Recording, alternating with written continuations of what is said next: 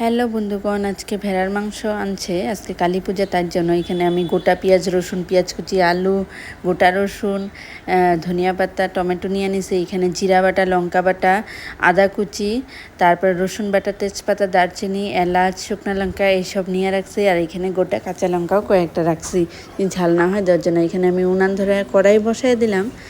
তারপরে আমি মাপ মতো তেল দিয়ে দিব। এখন কালী পূজার দিন বলে ভেড়ার মাংস খাইতে লাগে। আমি তো খাই না, আমি আমার জন্য চিকেন করে নিয়েছিলাম। ভেড়ার মাংস ওদেরকে আমি রান্না করে দিয়েছি, অনেক সময় লাগছে রান্না করতে।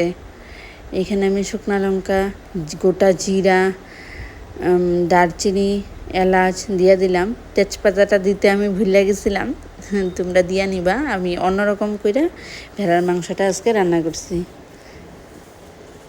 আমি আগে মাংসটা তেলে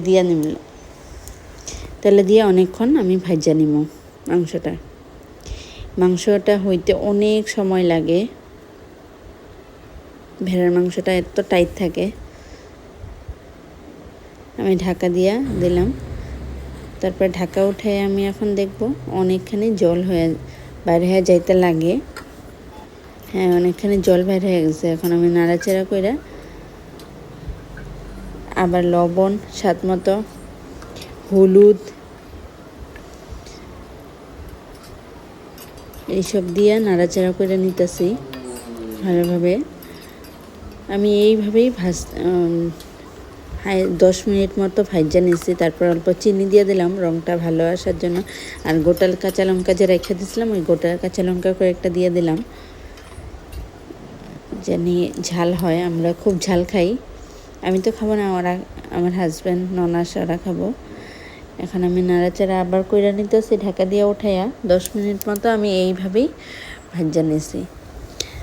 অনেকবার ঢাকা দিয়ে রানতে লাগছে ভেড়ার মাংসটা। এখন আমি ঢাকা উঠাইয়া পেঁয়াজ কুচি দিয়ে দিব। পেঁয়াজ কুচি, টমেটো কুচানো দিয়া নাড়াচাড়া করে আবার আমি ঢাকা দিয়ে দিব।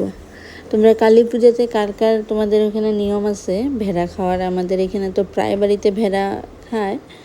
কেউ ভেড়া খাইতে পারে না, মানে খায়, পাঁঠার মাংস খায়। আমাদের ভেড়াই আনে। আমি তো চিকেন খাই, পাঁঠাও খাই না, খাসিও খাই না, কিছু না।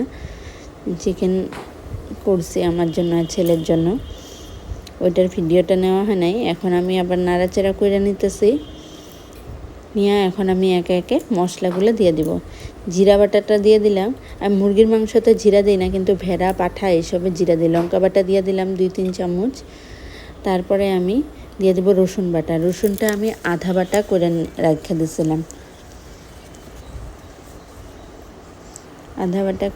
দিয়েছিলাম, রসুনটা পুরা থ্যাথ্যারা করে বাইটটা দিলে অনেক গইলা যায়, গ্রেভিটা বেশি হয়ে যায়।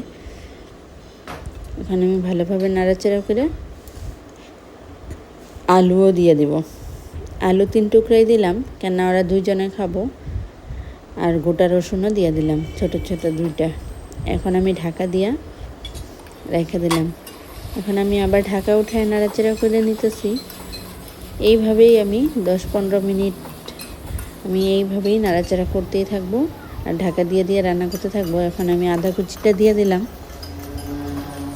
এইভাবে মাংস রান্না করলে আমার মনে হয় খাসি, পাঁঠা যাই হোক তাড়াতাড়ি হয়, আমার লাগে এরকম। পরে যদি তুমি পেঁয়াজ বাটাটা দাও। তারপরে ভালোখানে পেঁয়াজের থেকে জল বের হয়ে গেছিলো, ওই জলেই আবার মাংসটা সিদ্ধ হয়ে গেল। আমার কিন্তু মাংস পেশায় দিতে লাগে না, আমি গ্যাসেই এইভাবে আস্তে আস্তে করে রান্না করে নিই। আবার আমি ঢাকা দিয়ে উঠাইয়া ভালো করে নাড়াচাড়া করে নিতেছি, তলে লাইগা ধরে। কাঠের উনানে রান্না করলে অনেক ধাও ধাও করে আগুন জ্বলে নিচে লাইগা ধরে। আমি এখানে গোটা পেঁয়াজ দিয়ে দিলাম, ছোট ছোট গোটা পেঁয়াজ খাইতে খুব ভালো লাগে। এটা আমি ঝুল দেওয়ার 5 মিনিট আগে দিয়েছিলাম। পুরো গইলা গেলে কিছুই খুঁজে পাওয়া যাবে না, এর জন্য এত আগে দিই নেই। তাও আমার আলুটা গইলাই গেছিলো, আলুগুলা। আমি আবার ঢাকা দিয়ে দিলাম। কয়বার যে ঢাকা দিছি এই রান্নাতে। এখন আমি আবার নাড়াচাড়া করে এখন আমি জল দিয়ে দেব। নিচে লাইগা যেতেছিল, অনেক আগুন ছিল যে। আমার কিন্তু এটার গন্ধই ভালো লাগে না, তাও আমি রান্না করে দিই, না করি না কোনো দিনও। এখন আমার ঝোলটা উতলানো হইলে আমি গরম মশলা দিয়ে, গরম মশলাটা বাইটটা রেখে দিয়েছিলাম। আমি কিন্তু এই রান্নার মধ্যে ধনিয়া পাতা দিব না। চিকেনের মধ্যে ধনিয়া পাতা ভালো লাগে, মটনের মধ্যে ধনিয়া পাতাটা ভালো লাগে না। গরম মশলা দিয়েই নামাই। আমার রান্না শেষ, আমি নামায় ফেলাইলাম। তোমাদের কার কার বাড়িতে আজকে কী কী রান্না হলো প্লিজ কমেন্টে জানাবা। Tata, bye bye.